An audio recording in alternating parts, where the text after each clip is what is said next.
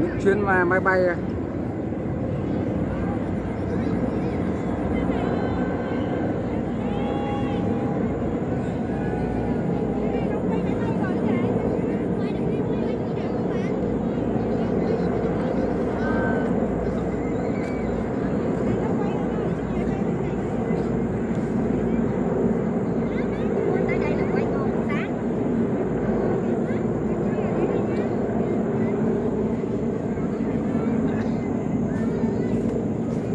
xu nó bay nhanh ghê.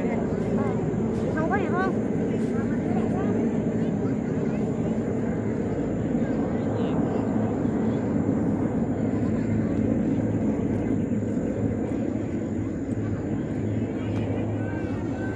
có vậy là hết rồi.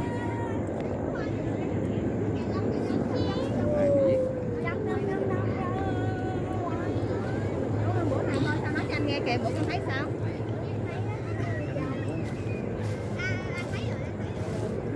Đây cả nhà cái cảm giác người dân đi 30 tháng 4 mà không vào được trong nội thành, đang đứng ở ngoài bến cảng Ba Son.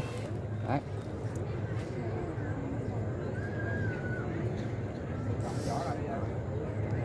Chủ yếu là nó bay dọc cái đường vô phố đi bộ. Tiên tích nó mất tiêu rồi.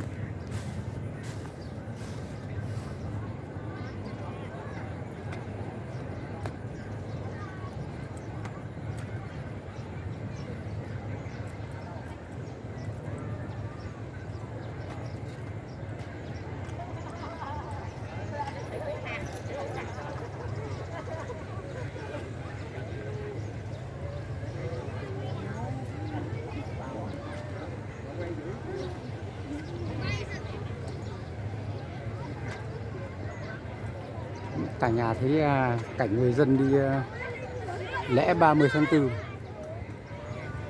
cờ đỏ sao vàng. Nó không có đi. Nó có nhẹ pháo nữa. Đi là lấy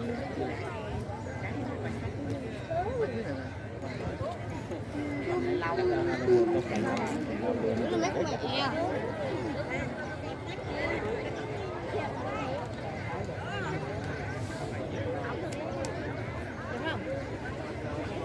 Đấy, cả nhà nhìn thấy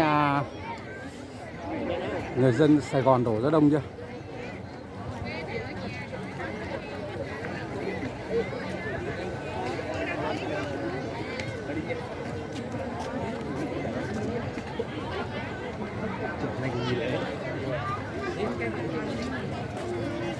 Như cảm nhận rồi lượn đi rồi cái câu Con đi chơi, đi xem. Cậu trẻ con nhà em nó xem được. Tất nhiên rồi.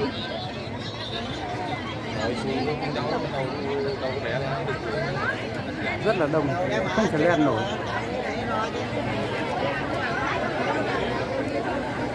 Tôi đi cái này.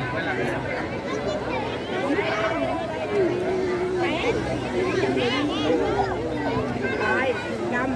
Con dương ra vậy nha.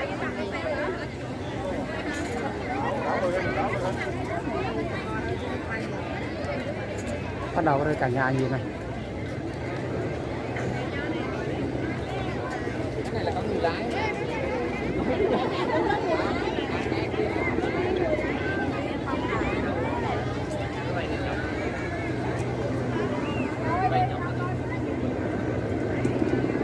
Một, hai, ba, bốn, năm, sáu, bảy, tám, 9 cái, 10 cái.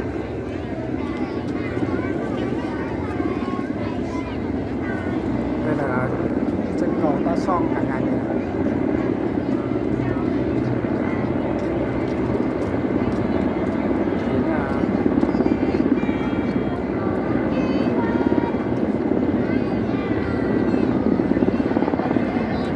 Rất là ngập úng luôn trên bầu trời Sài Gòn đấy.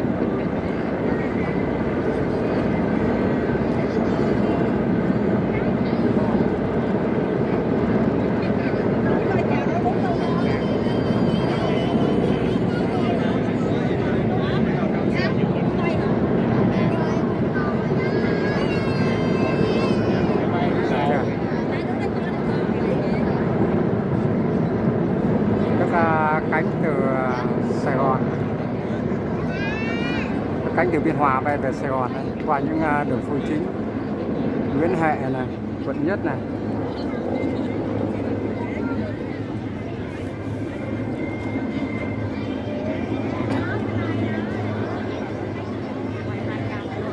Chờ xíu nữa đi.